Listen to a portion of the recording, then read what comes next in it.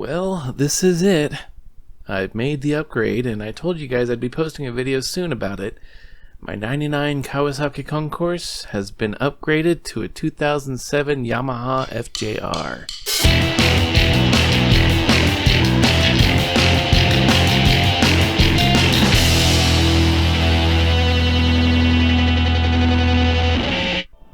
This is my brand new, to me, 2007 Yamaha FJR1300. The FJR is Yamaha's premier sport touring package and a direct competitor to high-end sport touring motorcycles like the BMW R1200 RT, the KTM 1290 Super Duke, and of course the Kawasaki Concourse 1400. Mine was the prior Gen 1000, still fresh with only 25,925 miles, now here with 26,282 miles, plus some 750 or so miles since I managed to edit and publish this video. She is a beautiful purple replacement. Oh, sorry, deep cherry red. The Yamaha community really hates it when you call it purple, but it's really close resemblance to my old Barney. The windshield goes up and down so I can tune it on the road for balancing freedom air into my mesh jacket versus the pushback of wind resistance and the eardrum damaging helmet noise for when I forget to put my earplugs in. It has a glove box. My old Connie had two of them, but the FJR trades the second one in for a security lock, so you have to turn the key on first. Then, as you can see here, as you dig through all your crap to finally reveal it, there's an amazing thing that every sport touring motorcycle probably has these days, a 12-volt adapter for charging your tidbits, your whatnots, your GPS, your cell phone, and all your other gadgets that this little glove box will never be able to hold. Really, all this glove box is good for is that connector and my paperwork and all my earplugs I keep forgetting to put in. So now, this particular FJR didn't actually have a rear jivvy trunk. That was one thing I knew I would really miss about my old Connie, so I went out and bought one. I set up the mounting bracket myself, and no, I didn't bother to capture that on video.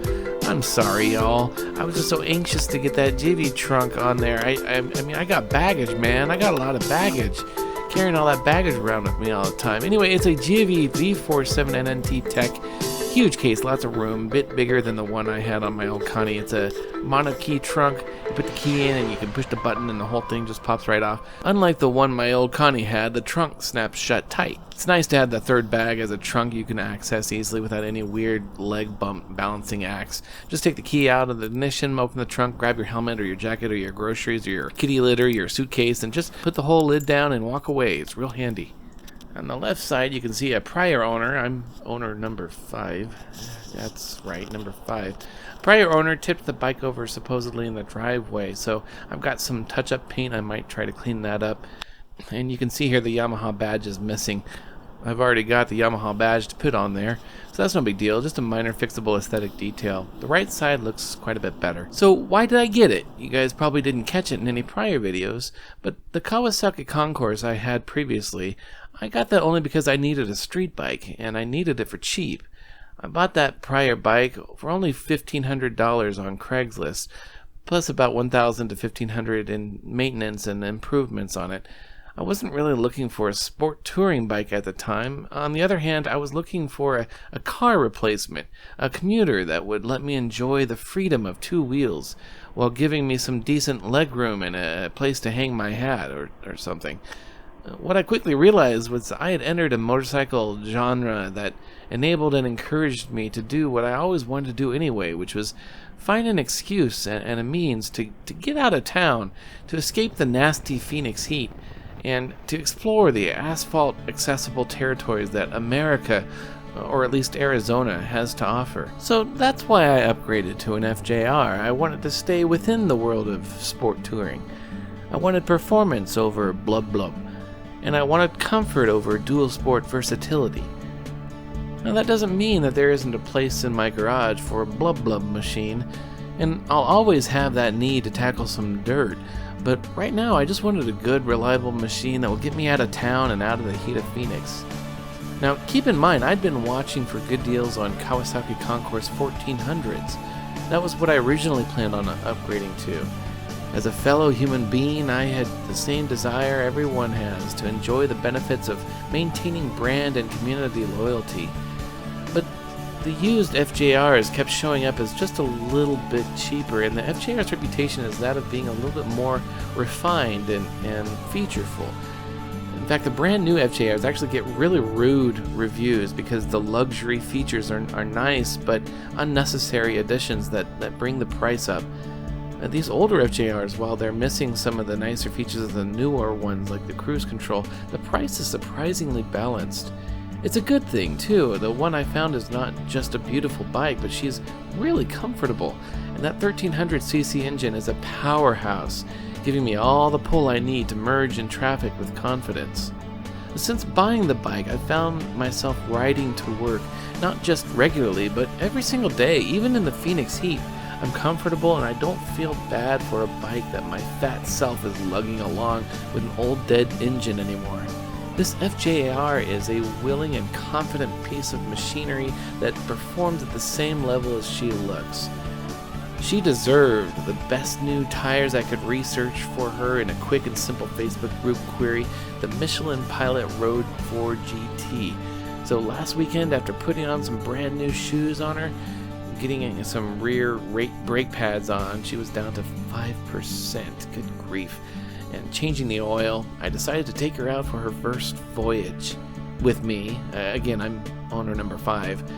I set out east from Phoenix to take on Route 666, or Devil's Highway, which is now called Highway 191, up from Morenside to a little town called Springerville, where I'd spend the night, then take Highway 60 back down through Salt River Canyon, back into Globe, and back into the sweltering heat of Phoenix. And I was joined by a fellow rider. He was on the other sport touring bike I wanted, the Concours 1400.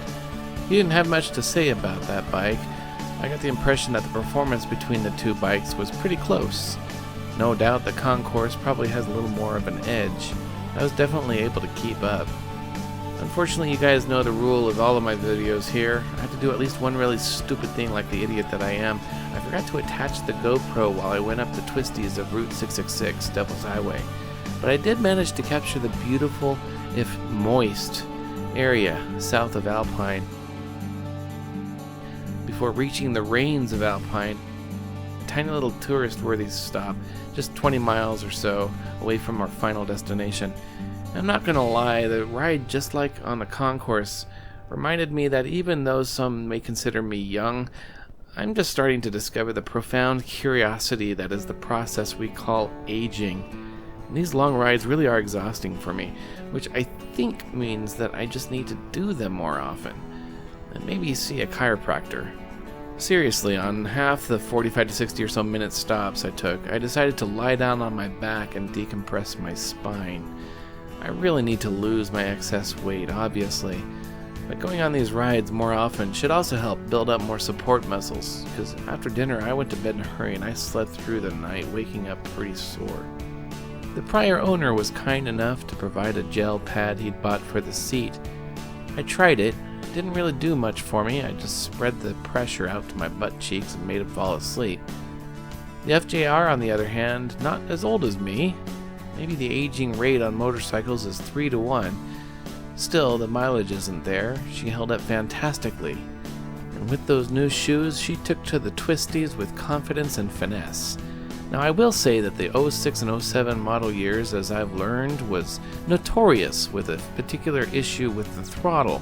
The spring is just a little too strong, leading to wrist strain on long rides, and so the community has been doing a mod to roll the spring back one turn to loosen it up a bit. Apparently after 4 prior owners, no one has done that mod to this bike. In fact, everything on this bike is still completely stock, which is really kind of awesome, because I get to do everything from scratch. But meanwhile, I'd be kind of hurting right now on this ride if not for the fact that the prior owner did give one thing. I guess you could call it a mod. It's a throttle wrist assist, so you can keep the throttle open with just a gentle press on the bottom of your palm. That totally saved my trip from disaster. There's an inn in Springerville that's only $60 a night. Totally made the trip worth it. All the other destinations of roughly the same getaway distance are more like 150 to 300. So that saved my wallet on top of it all. At roughly 35 miles to the gallon, my gas was actually more than the hotel. with rest and refreshments, setting off on Highway 60 over the breathtaking slopes of the Salt River Canyon, and temperatures and scenery that made me feel like I had finally arrived to the place I always hoped motorcycling to be.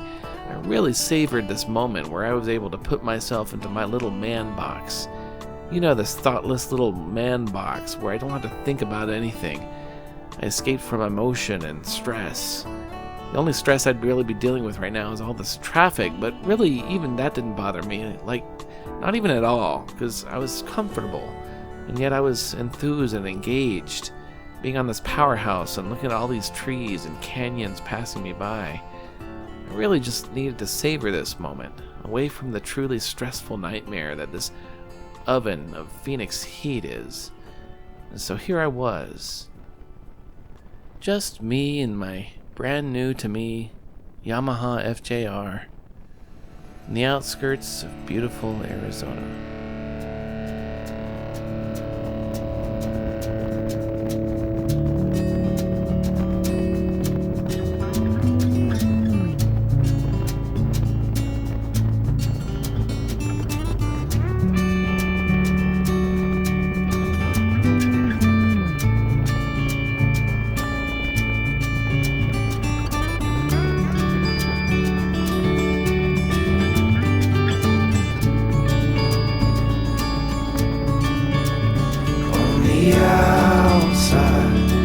You're free to roam on the outside.